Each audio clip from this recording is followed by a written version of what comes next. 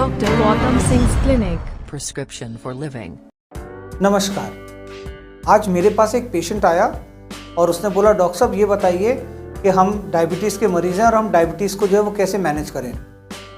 तो आज मैं आप लोग के सामने डायबिटीज़ के लिए कुछ टिप्स लेके आया हूँ। तो सबसे पहले जो चीज़ हमें जाननी चाहिए कि डायबिटीज़ क्या है। डायबिटीज़ एक ऐसी बीमारी है जिसके अंदर हमारे ब्लड में जो है सर्कुलेटिंग शुगर जो है वो बढ़ जाता है।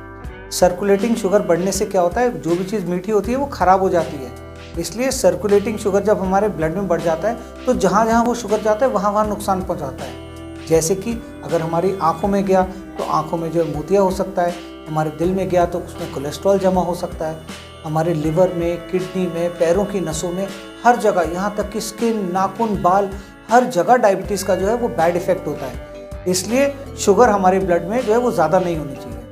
और ये शुगर जो है हमारे ब्लड से जो है जाती कहाँ है, नॉर्मली कहाँ जाती है, हमारे ब्लड से हमारे मांसपेशियों के अंदर, हमारे सेल्स के अंदर, हमारे बॉडी का एक एक सेल शुगर की जो है कंजम्पशन करता है और उससे जो है वो अपनी एनर्जी बनाता है। मगर अगर ये सर्कुलेटिंग शुगर ज़्यादा हो जाती है ना तो ये हमारे सेल्स के अंदर नहीं जाती और हमारे सेल्स तो वीक हो जाते हैं, हमें थकान सी लगने लगती है, हमारी मांसपेशियाँ कमज़ोर सी होने लगती हैं और ये सारा जो है वो कहाँ चला जाता है, ये सारा चला जाता है हमारे यूरिन के अंदर और हमारे यूरिन के अंदर से निकल जाता है। और जब यूरिन के अंदर से निकलता है तो निकलते निकलते यूरिन इन्फेक्शन भी हो सकता है। तो देखिए शुगर अगर बढ़ जाती है तो कितना नुकसान होता है। तो हमारे को शुगर से नुकसान से बचना चाहिए।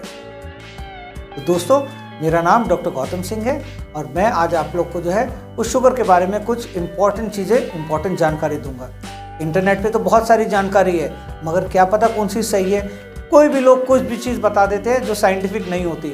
कुछ लोग कहते हैं कि 100 ग्राम ये भिगो के पी लो, कुछ लोग कहते हैं कि इसको जो है वो उबाल के जब 100 ग्राम जो है वो 1 लीटर 100 ग्राम के बराबर रह जाएगा तो पी लेना। कुछ लोग कहते हैं कि करेले के ऊपर चलो, तो अजीब अजीब सी चीज़ कहते हैं। हो सकता है वो सब कुछ काम करता हो मगर मेरी पढ़ाई उसमें नहीं है तो मैं उसके ऊपर कोई कमेंट नहीं करूँगा। मैं आपको साइंटिफिक फैक्ट्स बताऊँगा और मैं आपको ऐसी चीज़ें बताऊँगा जो साइंटिफिकली प्रूवन है। और अगर आपको मेरा वीडियो अच्छा लगे तो इसको लाइक करिएगा, सब्सक्राइब करिएगा और लोगों में फैलाइएगा।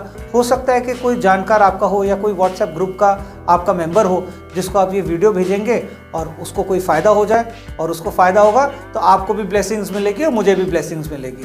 तो क्यों ना हम ये ब्लेसिंग्स जमा करें, ठीक है। तो आप लाइक करिए, सब्सक्राइब करिए और ज़्यादा से ज़्यादा लोगों में ये वीडियो फैलाइए। तो दोस्तों आइए देखते हैं कुछ इंपॉर्टेंट टिप्स अगर हम अपनी डायबिटीज़ मैनेज करना चाहते हैं। अगर हम अपनी डायबिटीज़ मैनेज करना चाहते हैं तो इसमें बहुत ज़्यादा ज़रूरी हमें एक चीज़ पता होनी चाहिए कि भगवान ने जो सिस्टम दिया था ना हमारे को शुगर मैनेज करने का, वो सिस्टम तो अब काम नहीं कर रहा। तो हमारे को कौन सा सिस्टम करना पड़ेगा, बाहर से कुछ दवाइयाँ, कुछ एक्सरसाइज इसके ऊपर करना पड़ेगा। तो खाना, दवाइयाँ और एक्सरसाइज, ये जितना हमारा जो है वो सिस्टमैटिक होगा और जितना इसके अंदर कोई ब्रेकेज नहीं होगा उतना हम अपनी शुगर को आराम से मेंटेन कर सकते हैं। तो डायबिटिक लोगों के लिए एक रूटीन फॉलो करना ये बहुत ज़्यादा ज़रूरी हो जाता है। इसका मतलब ये है कि रोज़ सुबह अगर आप 2 पराठे खाते हैं तो रोज़ सुबह 2 ही पराठे खाइए और अगर रोज़ सुबह आप जो है वो ब्रेड स्लाइस खाते हैं तो ब्रेड स्लाइस खाइए या रोज़ सुबह अगर आप जो है वो दाल मोठ खाते हैं तो दाल मोठ खाइए। जो भी आपके डाइटिशियन ने आपको दिया है उस हिसाब से आप अपना डाइट चार्ट बनाइए। उतनी कैलोरी की चीज़ें आपको रोज़ खानी चाहिए। तो खाने का, सुबह का खाना भी आपने जो है वो अपना रूटीन कर लिया, दोपहर का खाना भी रूटीन कर लिया, रात का खाना भी रूटीन कर लिया। मगर कई बार ऐसा होता है कि हम जो है वो लापरवाही कर जाते हैं। अब घर में शादी आएगी, फंक्शन आएगा तो एंजॉय करने का मन तो सबका करता है, या दिवाली आएगी तो लड्डू खाने का मन तो सबका करता है। तो थोड़ा थोड़ा तो लापरवाही चल जाती है।